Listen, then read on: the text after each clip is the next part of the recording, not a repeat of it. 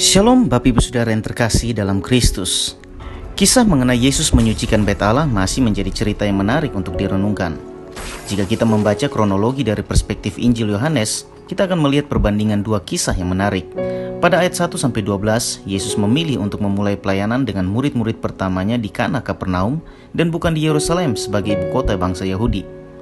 Kapernaum merupakan daerah perdagangan yang didiami oleh banyak etnis bangsa seperti Aram, Venesia, Dekapolis, dan lain sebagainya. Keputusan Yesus untuk memulai pelayanan yang pertama di daerah Kapernaum bukan tanpa sebab. Dikatakan bahwa hal ini untuk menggenapi nubuatan perjanjian lama bahwa bangsa-bangsa lain akan melihat terang yang besar. Tercatat di Kapernaum, Yesus melakukan mujizat yang pertama, air berubah menjadi anggur, dan juga banyak mujizat lainnya.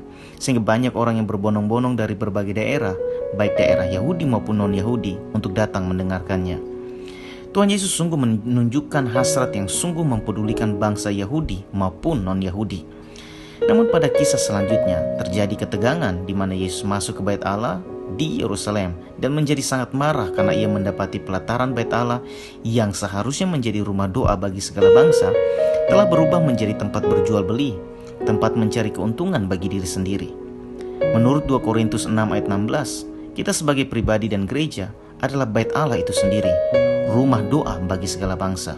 Pertanyaannya, apakah kita telah dan masih menjadi rumah doa bagi segala bangsa, tempat di mana bangsa-bangsa lain dapat mengenal Allah melalui hidup kita?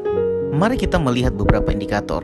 Dari pendapatan tahunan orang Kristen, 98% dikeluarkan untuk urusan pribadi, 1,8% untuk lembaga Kristen, dan hanya 0,1% untuk misi luar negeri. Pengeluaran gereja, 87% dikeluarkan untuk proyek domestik, misi secara umum 12%, dan untuk misi garis depan dikeluarkan 1%. Untuk distribusi pekerja lintas budaya, hanya 20% yang diutus ke suku terabaikan. Di literatur Kristen, 97%-nya hanya berbicara mengenai bagaimana memberkati diri sendiri. Dari statistik ini muncul pertanyaan besar, sudahkah gereja memfasilitasi agar bangsa-bangsa dapat bertemu Allah?